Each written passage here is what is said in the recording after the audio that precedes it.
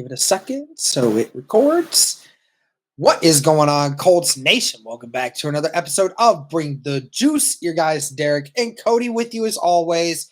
Guys, we wanted to break it down. Cody's mock draft 1.0. I have already had my first mock draft up on the channel, so if you haven't already checked that out, I highly suggest you do so. But Cody just went ahead and did a mock draft. We're going to go ahead and break it down here. Cody, what is your first pick of your mock draft?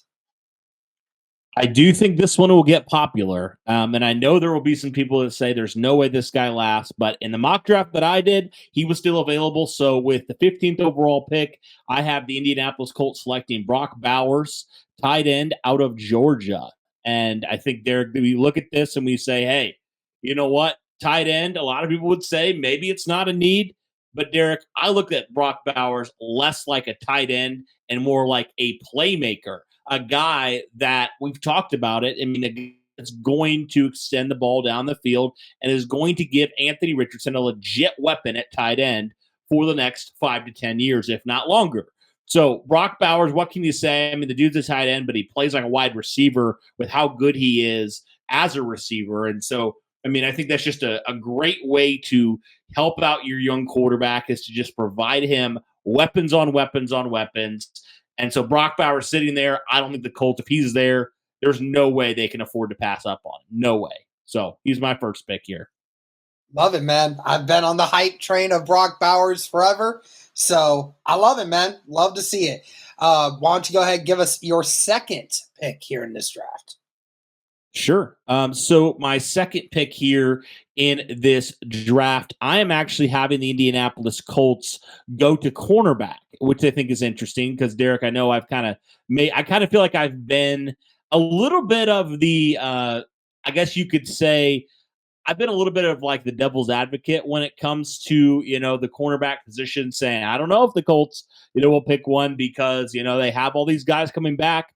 But the guy that was on the board for me that I think just makes a whole lot of sense for Indianapolis is TJ Tampa, the cornerback out of Iowa State, Derek. And this guy's 6'1", 200 pounds, projected to run, a pretty good 40 times. So he has, the size and the speed and the athleticism that I think you're looking for if you're Chris Ballard, if you're Gus Bradley, and just more competition, but high-level competition for that, cornerback number 2, potentially cornerback number 1, Derek. You're just adding more competition into that room, and you're getting a guy here in Tampa that, really thrives in a lot of the ways that I think would make a whole lot of sense for the Colts. He's a guy, Derek, that, the stats, when you look at the career interceptions, he only has 1, Derek. But I think it just goes to show how good of a corner he is, that teams just don't target him a whole lot. And he has so much potential with his speed and athleticism that I think it just screams Chris Ballard type of pick, Gus Bradley type of corner that the Colts are looking for. And I know the Colts drafted 3 corners last year, but this is another guy, Derek, that has a ton of talent and has a ton of athleticism to boot. And I think he's only going to get better. I think he's only scratching the surface into where he truly can be, Derek. And I think, right now he's, second round pick, but I do think with all of those things that he does, I think an NFL team might take him earlier than the second round, but he was available here for me. So it was a no-brainer for me. TJ Tampa, cornerback for the Colts. So you address playmaker. This is something that Chris Ballard has, he said at the end of the year, Derek, right? What was the big thing he said the Colts need to get better at? Was explosive plays and stopping the explosive plays on defense. And so TJ Tampa will definitely help in that department when it comes to the cornerback room. So definitely I'm a big proponent of just letting these young guys battle it out. And TJ Tampa definitely is a guy that's going to compete if he's in there. Yeah, I mean, a lot of people have him as a top 10 corner in this draft. 40 time, probably sitting close to those mid to low 4.4s. Which is overall very good. We'll have to see if the explosiveness aspect of his game improves from some of his numbers earlier in his time at school. But overall, like you said, he is a very effective corner, both in man and in zone coverage. and he's mainly a outside zone cornerback. So, fits right into the system of understanding a zone scheme a lot more often. So, hey, that's definitely a really great option there. Going corner at second round. I mean, I'll tell you what, a lot of people would say go cornerback first, but hey, we're going with it second. I know that he had a player comparison to Darius Rush from South Carolina, the corner that the Indianapolis Colts drafted this last year, but ultimately ended up waiving, and he went on to play with the Kansas City Chiefs. Why don't you go ahead with your third round pick here, Cody? Right before I do that, I want to talk about real quick one more thing I wanted to add with TJ Tampa is he's still learning, some of the aspects of the game. And I think that's something where as he's learning and as he's kind of learning some of the nuances and growing into the position, I do think he's a guy that his speed and his athleticism will help him out a lot until he truly figures it out. And if he figures it out, Derek, I think this dude has top cornerback potential in the NFL. I really, really do. So absolutely love TJ Tampa here. But anyway, yeah, moving on to round number 3 for me. Derek, this is going to be one that I know some people are going to be kind of a little bit surprised at. But for me, he was the best player on the board at the time. And we know how much Chris Ballard is so much a proponent of the best player available. So, Derek, I have a guy here from Missouri, an edge player, Darius Robinson. And Derek, I took this guy simply because you look at the measurables, you look at this guy overall, and I tell you what, man, 6'5", 291, 35-inch arms. This dude's basically, built in a lab. If you want to compare, like, he's that type of guy where he is just so athletic, so freakish. And you think, Derek, you're bringing in, Charlie Partridge as your defensive line coach. Why not give him a welcome to Indianapolis gift here with Darius Robinson and just say, hey, you were one of the best guys in the country. Here is a raw prospect. He's third rounder for a reason. There's some things he has to grow into, but he has all the potential in the world here, Derek. He is strong. He is powerful. He's athletic. He's disruptive. And for me, I just look at that and I say, man, this dude could absolutely destroy some guys. And, he has to learn a few things when it comes to some things with his, with his technique and stuff like that, certainly. But the athletic ability is there. There's no question in my mind. And he's a freak, dude. And I think he might rise up some boards because he is such a freak. And you'll probably notice a trend here, Derek, with the first 3 picks I have. All athleticism. These guys that have a tremendous athleticism. We've seen Chris Ballard do this, Derek, where he goes after these, guys that are 9 or 10 or RAS scores. And I think more of the same here in the first 3 rounds. So what are your thoughts here on this one? If you were ever talking about a player that speaks Chris Ballard, this is 100% it. 6'5", 80 percentile, runs a 4.7. That's also in the 80 percentile. In the high 70s when it comes to hand size, arm size, span, like 97th percentile. Like 85, almost 85-inch wingspan, which is truly insane. That is definitely some great measurables there. And he has a pretty modest grade in the pass rush department and a very good grade in the run defense department. Obviously, with those long arms, that is a lot of great opportunities for you. The 25th ranked defensive lineman in this whole draft. So one of the higher echelon guys here. Had 8.5 sacks this last year with Missouri, 43 tackles in total. I like that one, man. Darius Robinson, that definitely to me sounds like a Ballard pick, if depending on when he gets him, but that definitely makes a lot of sense. Go ahead and go into your next one. Yeah, you think about, though, Buckner, what he has, his arms, obviously Dio Adangbo, and then you throw in Robinson here. Why not, man? Just continue to add the freaks to this defensive line. and say, Charlie Partridge, there you go. Figure it out. Make it happen. Buckner's already what he is. Dio's coming into his own. And Derek, the fact that, he had, Robinson had such a low pass rush grade, but still had 8.5 sacks, that makes me think like, this dude's just scratching the surface of what he could truly become if he is properly developed. And so, and I think this is, Derek, for me, if the Colts don't go make a splash like we've talked about, they might not in free agency, that would make a whole lot of sense for them. Take a guy more mid-round, but still has some of those traits and just add that to the competition of that defensive line, which definitely had some good moments at times, but you still need more from. So for that, I definitely would like that one. All right, I'm going to go with another one here, Derek, and this is more of a small school guy here, but I think it makes a whole lot of sense for the Colts. Jaden Hicks from Washington State, he's a safety. Derek, he's 6'3", 200 pounds. This dude, while he's a small school guy, he's got, man, a lot of that physicality. He's learning, getting a little bit better, but he's a dangerous guy that I really do feel like, if you can properly get this guy in your system, he could be a contributor. He's got the size, he's got the things you like at safety, and if you want to add more competition in there, I say why not? So that's who I have here, the Colts in the 4th round. Interesting display right here. Role is listed as a zone box / strong safety. So definitely a very interesting tidbit there.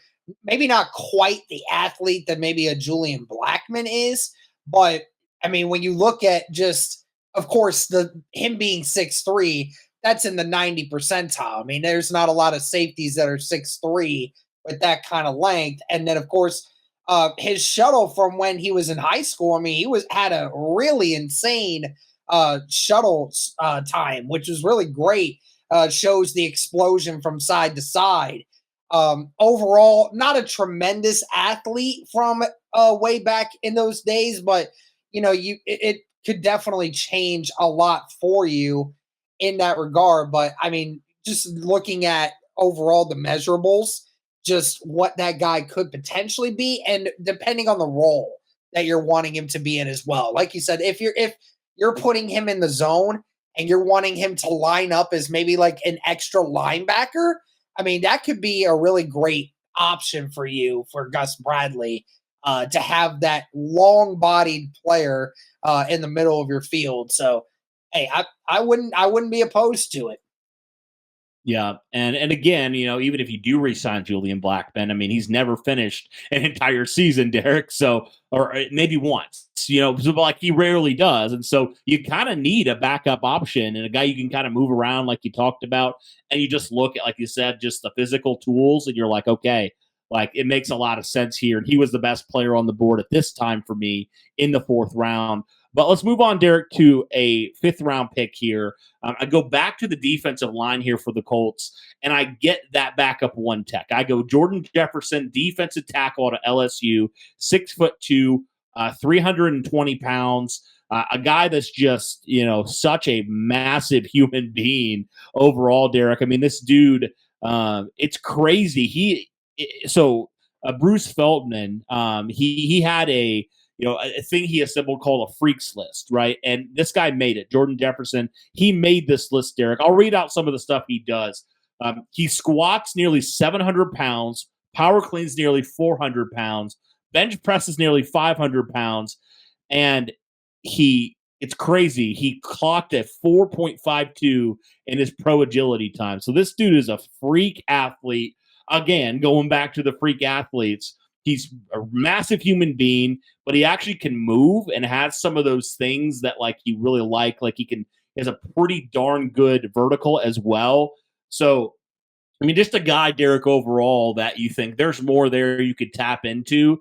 And he's certainly got the size. And maybe you think, okay, this could potentially be a guy that could maybe do a little bit more getting after the passer, because he has some of those traits that you like. So I got the backup one tech, though, because I just felt like it was so important last year. And to get a guy that you put some investment in, it's not, a one-year deal type of guy like a Taven Bryan. I think this one makes a whole lot of sense. What say you? Yeah, Jordan Jefferson, that is definitely a name that quite a few people probably know about by now.